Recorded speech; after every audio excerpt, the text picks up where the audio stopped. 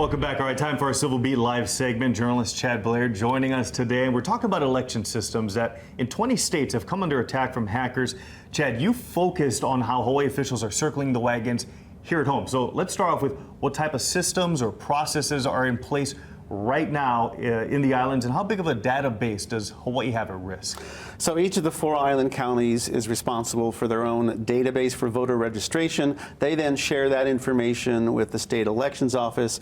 All told, we're talking about more than 720,000 people registered to vote. Now, the elections office and the Honolulu County clerk say that they believe those systems are safe, but they are remaining vigilant given all these recent hackings.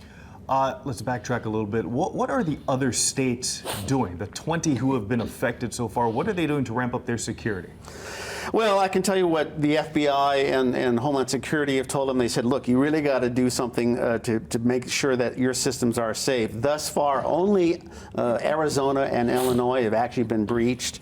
So we're hoping that these states will follow these recommendations to make sure that this doesn't continue. Are there any leads right now on who might be guilty, the guilty parties? Well, we're not entirely sure, but I can tell you that a Democrat on the U.S. House Intelligence Committee just this week said he thinks the Russians are the culprits. So we'll see if that is in fact the case. Okay, so back here at home, what can Hawaii officials do right now? I know they're not going to go into great detail with you, but what's the idea? Well, we did ask them, and they did acknowledge that they have been in direct contact with FBI, with Homeland Security, and those agencies have shared recommendations with the elections office. But due to security reasons, they cannot divulge what those recommendations are. Mike, they can't even tell us what kind of security measures are already in place. Sorry. Right. Understandably so. Okay, so general election, right around the corner. Will there be enough security implemented by the time that rolls around? Well, I'm not hearing any fears that something is going to happen. Remember, we're talking about registration systems, databases of voters. We're not talking about the actual voting or tabulation machines. The elections office says they feel that that stuff is pretty safe.